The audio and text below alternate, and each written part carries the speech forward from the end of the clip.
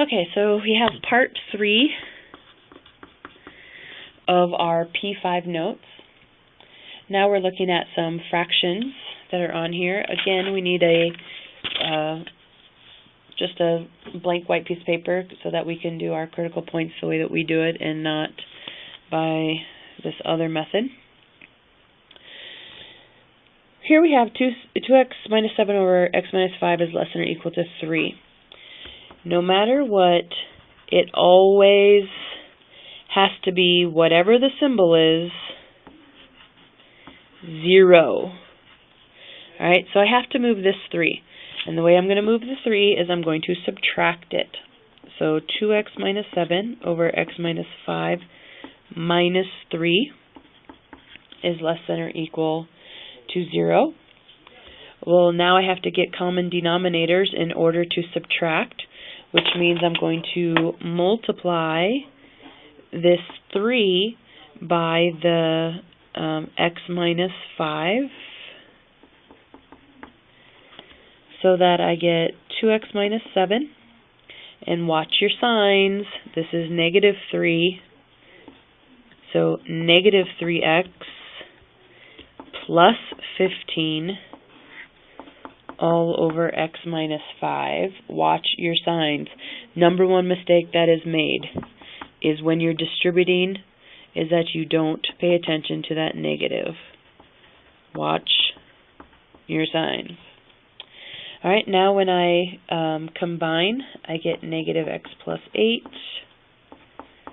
over x minus 5 less than or equal to 0. Now, when I'm finding the zeros or undefined values, I'm looking at all of the pieces of my fraction here. So if I'm going to be finding those zeros or undefined locations, I'm going to set all of them. So x minus 5 is 0 means 5. And then negative x plus 8 means I'm going to take this negative out because it has to be a positive x. And therefore, I'm going to get x is 8. Now, I'm going to leave this negative thing here because it is important. We do need to have it. Don't forget about it. Okay, we've got to keep in mind that we took that negative out so that we had a normal polynomial to solve. But we're going to set up our factors and our zeros the exact same way, meaning negative infinity, 5, 8, positive infinity. Then we're going to set up the factors. The factors are x minus 8, negative, and then x minus 5. What this means is that I'm doing opposite signs. So this is the 0 at 8. Normally to the left is negative and to the right is positive. But I cannot lose this negative. This negative tells me I'm doing opposite signs. So what would normally be negative is now positive, and what would normally be positive is now negative. Alright, and then the 5 is normal. So to the left is negative, to the right is positive. When I total this up, I get negative, positive, negative. I go back and look at the sign. The sign is less than, equal, and less than is the negative sign. So I'm negative infinity to 5, and I'm 8 to infinity. And now I can never touch infinity, so I know those are parentheses. But because the original symbol was a equal to, I do get to touch 5, and I do get to touch 8, and make sure to go back and put that union symbol in between. So be careful of that opposite sign. If you ever factor out a negative, and you will, because if you have a negative x, we don't want those. You got to pull it out. We've got to fix that. We're now going to get our opposite signs on that. Okay, so the next part at the bottom of page 6 is the implied domain of a function. When we're finding the domain of a square root, what's true about a square root is that underneath cannot be negative. So in order to find the domain, we set the underneath greater than or equal to 0, because that means positive. So when I'm finding the domain of a square root, I take the underneath. It can be 0 and it can be positive. It cannot be negative, so therefore I set it greater than or equal to 0.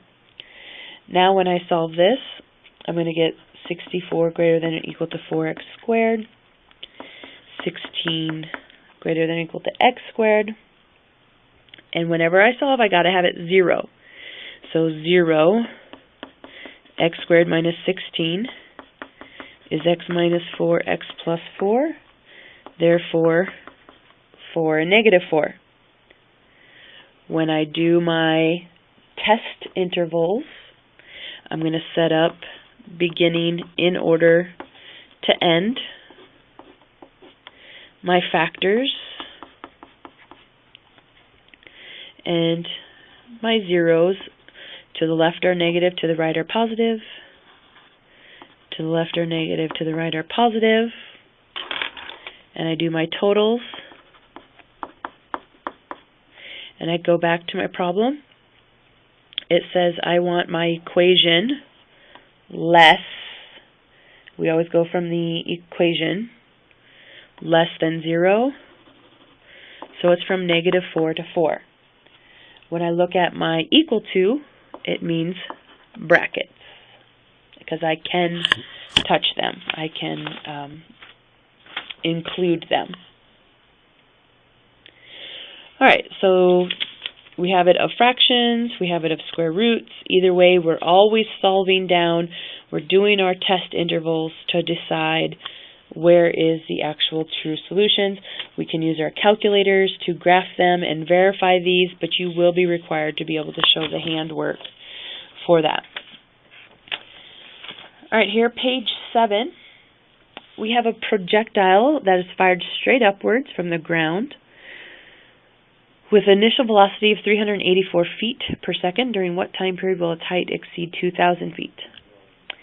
Alright, so in this information, it says the initial velocity, and that's what V sub O stands for. That's initial velocity. And S sub O stands for our initial height. See, S is in height, and we shot it from the ground. So from the ground is 0. So what is S? S is our final height, the height that we're trying to get to. We're going to add that one in. And we want to get to 2,000 feet. So when I plug all this information into my equation, we get the 2,000 is the S, minus 16 squared, plus 384t, and then S sub O is 0, so that's why that's not there. First thing I want to do is I'm going to divide everything by the negative 16. So I'm going to get t squared minus 24t is less than negative 125. Don't forget, you switch your sign when you divide by a negative.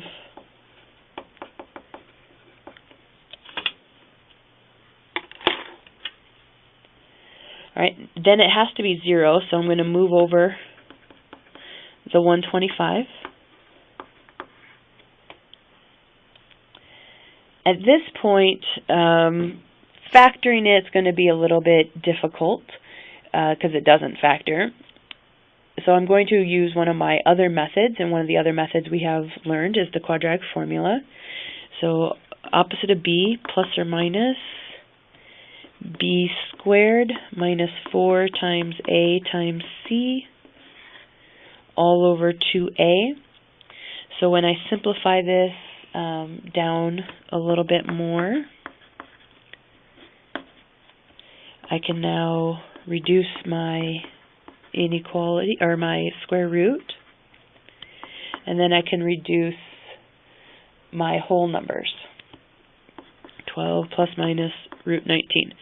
Now, this doesn't really tell me much. This is algebraic. Yes, it's an answer, but it doesn't tell me when, at what time, because that's what the question was, that I actually exceeded 2,000 feet. So I need to use my calculator, plug it in, 12 plus the root 19, and you should get about 16.4 seconds. And you should get 12 minus root 19 to be about 7.6 seconds. So what that means is here I have my projectile. It went up, it came down, and at 2,000 feet, it hit at 7.6 seconds, and then on the way back down, it hit at 16.4. We need to be able to understand what this projectile and what this time and all this stuff, how it represents. You're welcome to put it into your calculator and graph it and see that these intersection points of 2,000 occur at 7.6 and 16.4. But you need to be able to put stuff into your equation and know that that's pictorially what it is going to be talking about. So that completes part 3 of set P5.